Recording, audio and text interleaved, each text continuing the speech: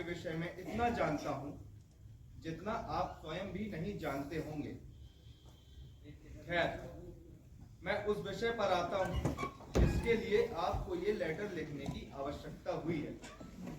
ये आज रात आपको अपना वो फैसला बदलना होगा। कीमत 5 करोड़। मिस्टर जोसेफ बाइज्जत बरी होना चाहिए। आज शाम 5 बजे बलार्ड स्टेट पर पहुंचे। वहां आपको एक नीले रंग की डूकर फिएट, नंबर होगा MHJ 8497, उसमें आप बैठ जाइए। आप मुझ तक पहुंच जाएंगे। क्या मैं आपका परिचय जान सकता हूं? मुझे तो आप जानते ही है ना, जरूरत तो आपको अपना परिचय देने का है। मैं आपको क्यों जानूं? हाँ, आप जरूर जानते हैं कि मैं कौन। मैं समझा नहीं। 5 करोड़ लेने में आपके पास आया हूं। मुझे मालूम नहीं था कि मेरी मुलाकात यहाँ एक पागल से होगी।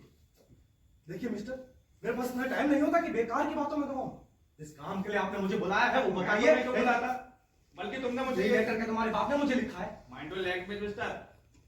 ये भूलिया मत बुझाओ। मुझसे काम लेना है तो लो, नहीं लेना तो वो तो अभी अभी इसका मतलब तुमने मुझे नहीं बुलाया। बुलाया तो तुम ही मुझे है ना।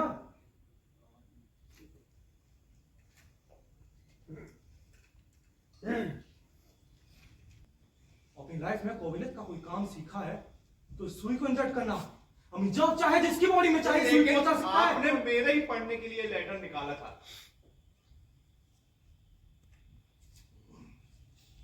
That time I didn't know कि तुम ही वो नहीं है जिसने मुझे यहाँ बुलाया और लाखों रुपए कमाया। मैं जानता हूं कि किस तरह से तुम अपनी जहरीली सुई से किसी को भी मौत की नींद सुला सकते हो, जिसे पुलिस भी कभी हत्या सिद्ध नहीं कर पाती। पहले तुम्हें मेरे इसी सवाल का जवाब देना होगा। इसका मतलब तुम्हारी सिचुएशन भी हम जैसी ही है। What do you mean? He means कि हम दोनों के पास भी एक एक लेटर है जिसके थ्रू हमें किसी ने बुलाया। तुम्हारी बातों से लगता है कि तुम्हें भी कोई लेटर मिला है। मिला तो है। It's so strange कि हम तीनों को ही लेटर लिखकर यहाँ किसी ने बुलाया। हाँ, बुलाने वाला अभी तक नजर नहीं आया। Will you show me a letter? Yes, why not? और साथ ही आप दोनों के लेटर्स भी पढ़ना चाहूँ। जी हाँ। और इनको रेत का सीमेंट बनाने में महत्व हासिल है। ये जनाब यहाँ 5 करोड़ रुपए लेने ही आया है। तुम में से मुझे लेटर किसने लिखा है?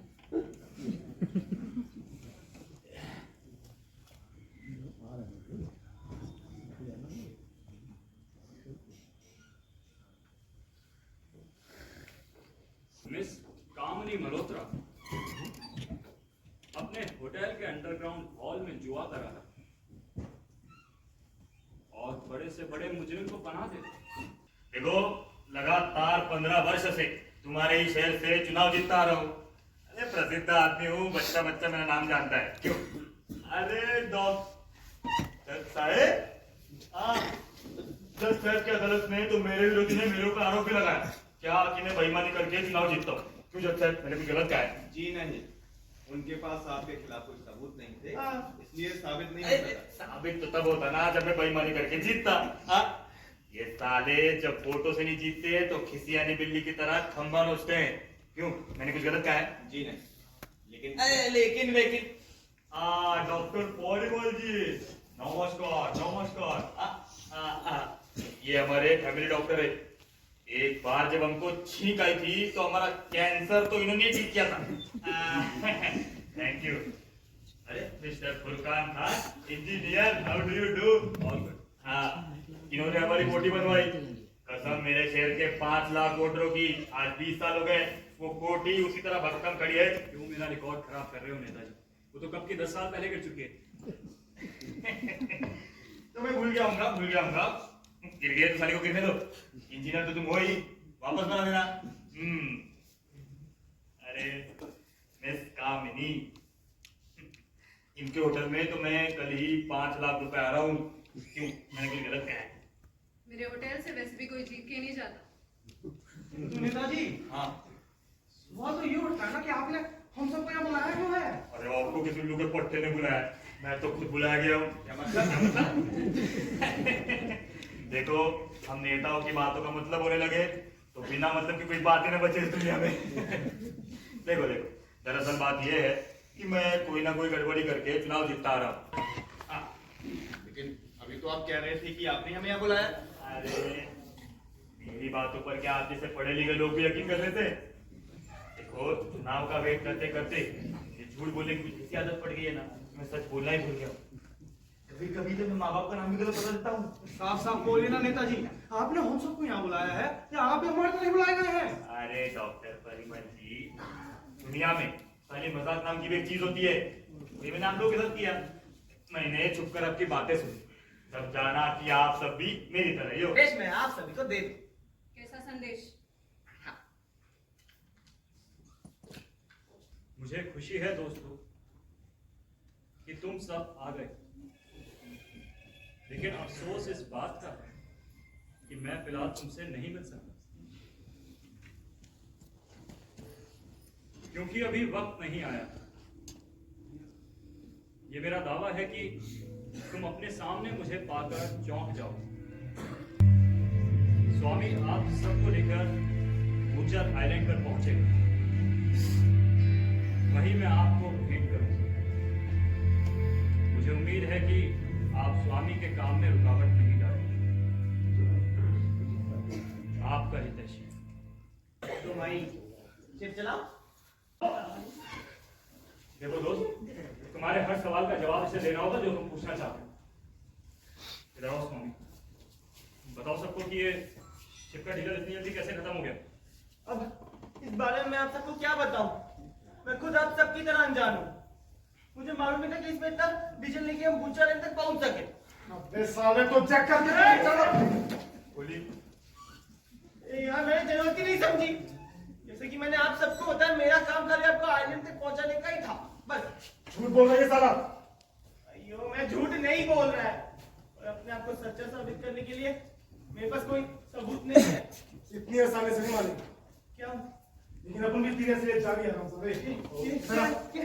अपन जान गया कि तू वही आदमी है गलत है ये। जिसने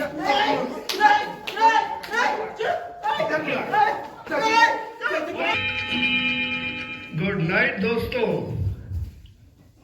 बेकार में ही स्वामी को क्यों मार रहे हो? इसकी पोजीशन भी आप जैसी ही है। आप सबको शिप पर बुलाने वाला मैं हूं। शिप पर इतना पेट्रोल रखने वाला भी मैं ही हूं।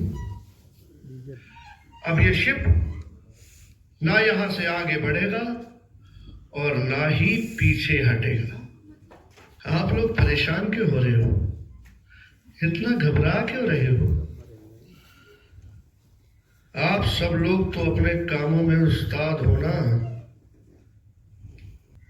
मैं एक ऐसा बदनसीब इंसान हूं जिसे तुम सबके अत्याचारों से गुजरना पड़ा है।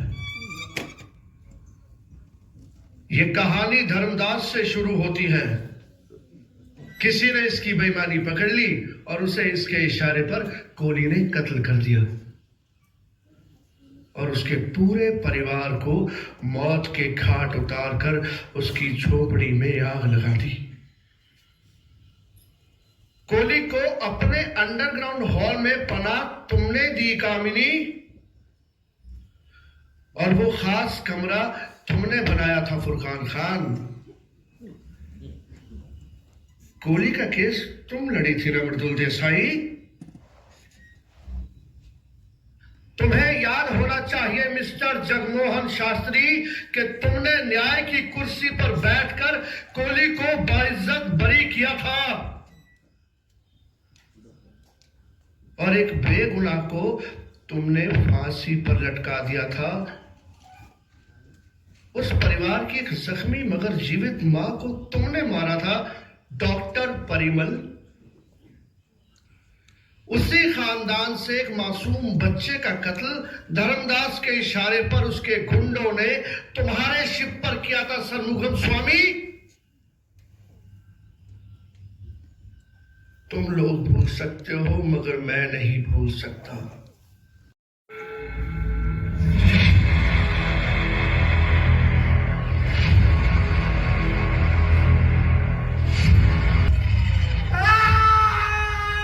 ये बात मैं यकीन के साथ कह सकता हूं कि स्वामी का कातिल हम में से कोई एक है।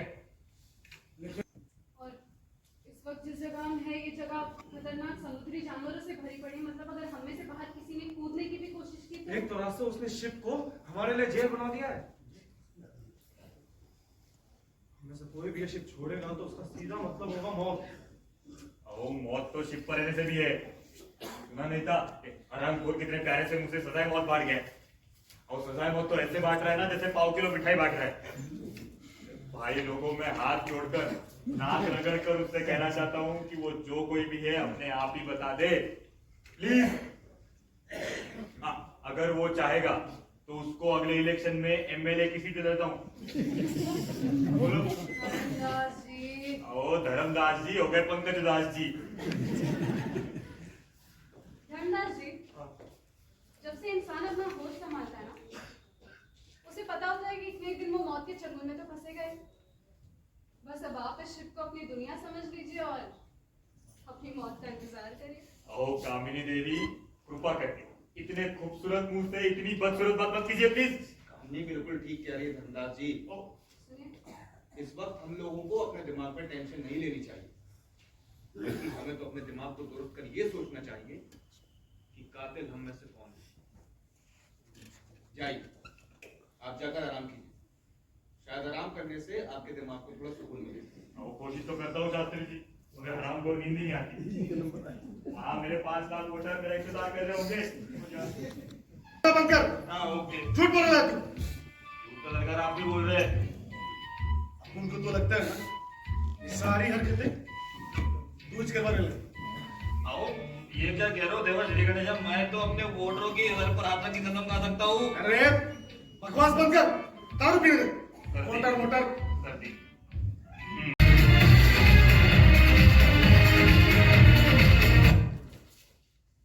कहीं मैं हथियारे से तो प्रेम नहीं कर बैठी।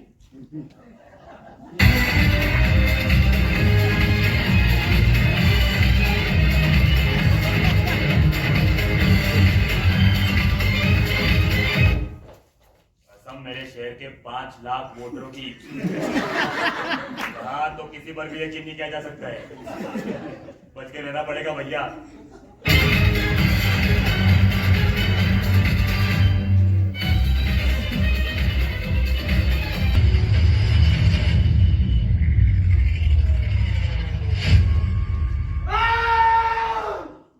भाई डब्बे डब्बे तो ठीक है। तुम तेरे से नहीं, तुम कातिल से बात कर रहे हैं। अरे कौन है कातिल? तू भी हो सकता है। तुम पांचों में से कोई एक। क्यों? तुम में कौन से सुरखाव के पंख लगे? और तुम्हारी तो छुरी भी डॉक्टर की कमरे से निकली थी। अरे अपन जानता है कि अपन नहीं है। ये बात तो फिर हर कोई अपने बारे में कह सकता है।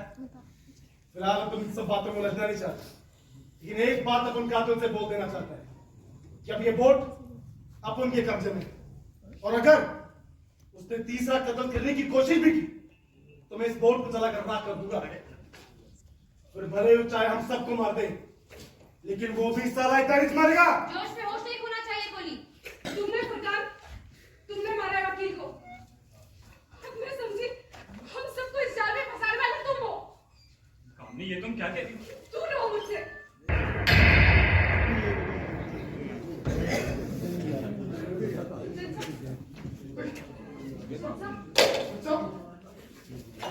किसने किया ये?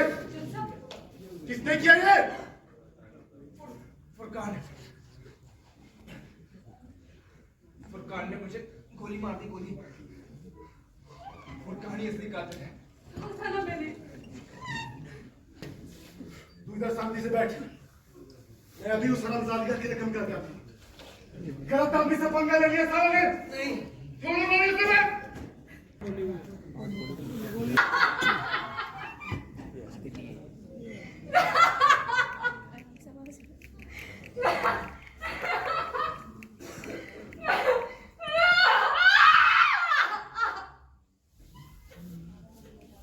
कौन हो तुम? कहाँ हो? मैंने बिना वजह अपने फुटकार पे शक किया।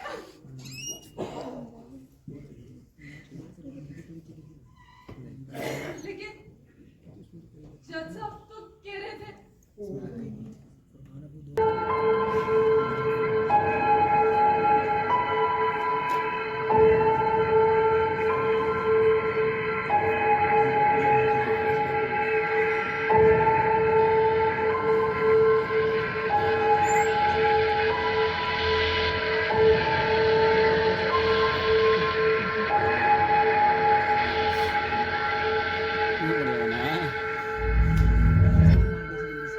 ये बात एक बुद्धिजीवी इंसान समझने की कोशिश तो कर सकता है, पर शायद एक बाप नहीं। इस तस्वीर को तो तुम पहचानती ही होंगी मिस कामिनी। दीपक शास्त्री। दीपक शास्त्री मेरा इकलौता बेटा, जिसके पास मुझे तब होना चाहिए था जब से मेरी जरूरत थी। हाँ, वो कहानी गलत थी जो मैंने पहले सुनाई, लेकिन ये कहानी सबकी दर्दगी की दास्तान। फुरकान खान के साथ काम करने आया एक जूनियर सिविल इंजीनियर, एक मासूम, जैसे फुरकान ने तुम्हारे जुए खाने में नीलाम किया। धर्मदास के बनाए जाने वाले पुलों के मटेरियल में धांधली होता देख जब उसने शिकायत की, तो धर्मदास के आदमियों ने उसे बेतहाशा पीटा। कोहली ने उसका शारीरिक और मानसिक शोषण किया। तुम्हारी वकील मृदुल ने उसे ही झूठे केस में फंसा दिया।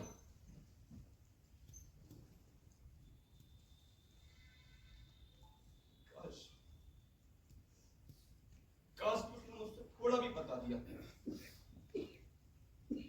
तो मैं विदेश से अपनी लॉ की ट्रेनिंग छोड़कर उसके पास चला आता, पर तब तक मेरा बच्चा बीमार था, और उस बीमार बच्चे को डॉक्टर परिमल ने जहर देकर इसी शिप में तड़पने के लिए छोड़ दिया।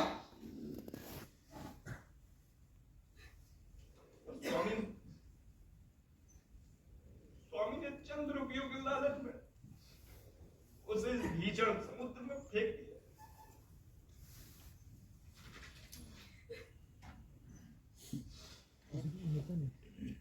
इसलिए मैंने किसी को नहीं छोड़ा।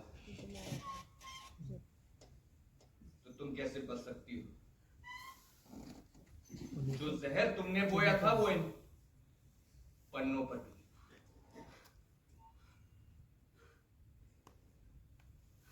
मेरा इंतकाम तुम सबसे ही नहीं, तुमसे भी, क्योंकि मैं भी उतना ही बड़ा गुनहगार हूं जितना कि तुम सब। तुम्हें पता है कि तुम सब पर कोई आरोप नहीं और तुम सब बरी। कोई चाहे तो भी तुम्हें सजा नहीं दिला सकता, इसलिए तुम्हारी सजा यही और मेरी, क्योंकि मैं भी इसी सिस्टम का एक हिस्सा हूं। अब यहां पर कोई नहीं बचा, न मेरा दिल और न हम। बस एक कश्ती है जो इस नापाक दुनिया में खड़ी है। किनारे पर लगेगी या नहीं क्या पता।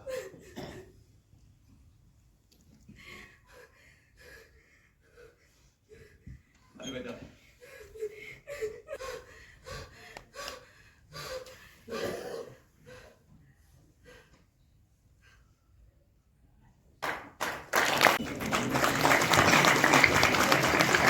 अक्षय वर्ष श्रीवास्तव जी का परिचय कराना ठीक नहीं रहेगा। ये बहुत ही पुराने हमारे नाटक के मतलब कर्णधार हैं, तो कुछ कहना चाह रहे हो?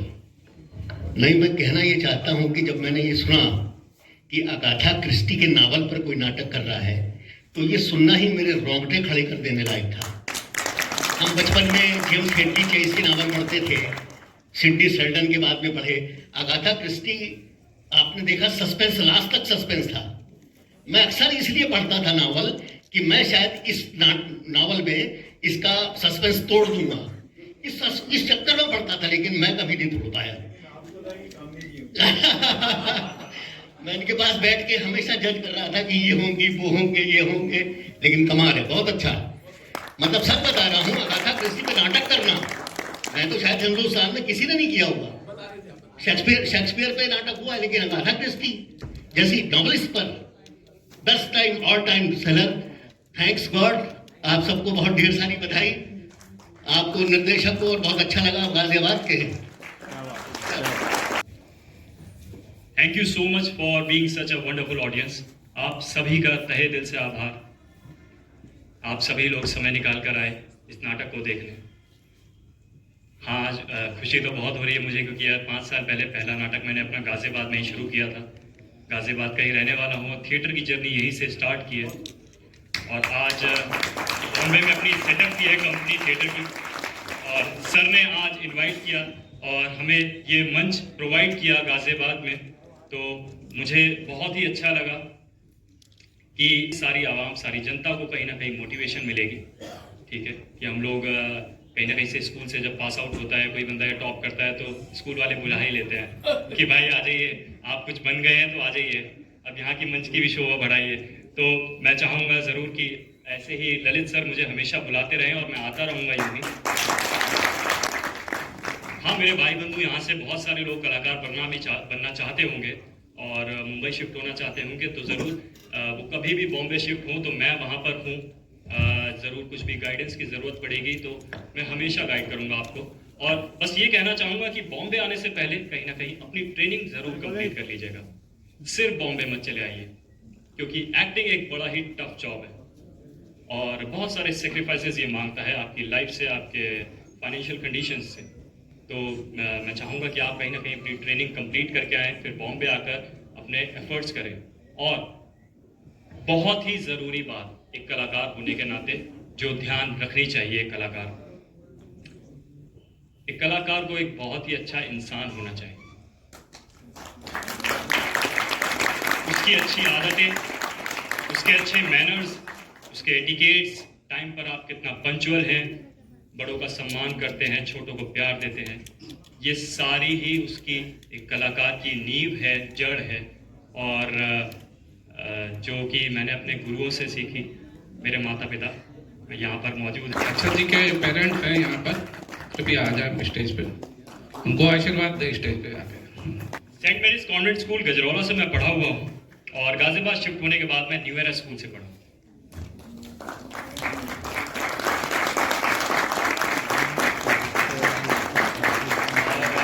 जितनी भी सारी पॉजिटिव एनर्जी है और सारे अच्छे काम करने के पैशन, डेडिकेशन को लेके, वो मैंने सभी अपने पिताजी से सीखी है हमेशा। और ये रेवेन्यू ऑफिसर रह चुके हैं, अभी 2 साल पहले रिटायर हुए हैं, और उसके तुरंत बाद इन्होंने लॉ करना भी शुरू कर दिया। तो हमेशा प्रोडक्टिव रहना, क्रिएटिव रहना भी इन्हीं से सीखा है। Age is just a number, इन्हीं से सीखा है। इसीलिए 25 साल का होने के बाद भी मैंने ये कंपनी बॉम्बे में खड़ी की और अपना पहला नाटक यहाँ पर देखा।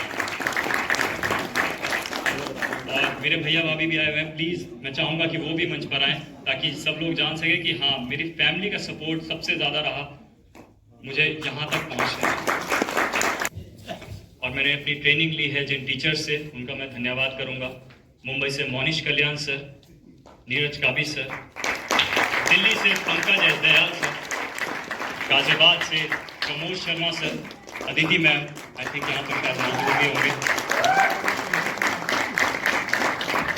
तो इन्हीं से मैंने एक्टिंग के अपने दाव पेच सीखे हैं, बहुत सारी चीज़ें जानी है, तो इनका भी मैं आभारी हूँ।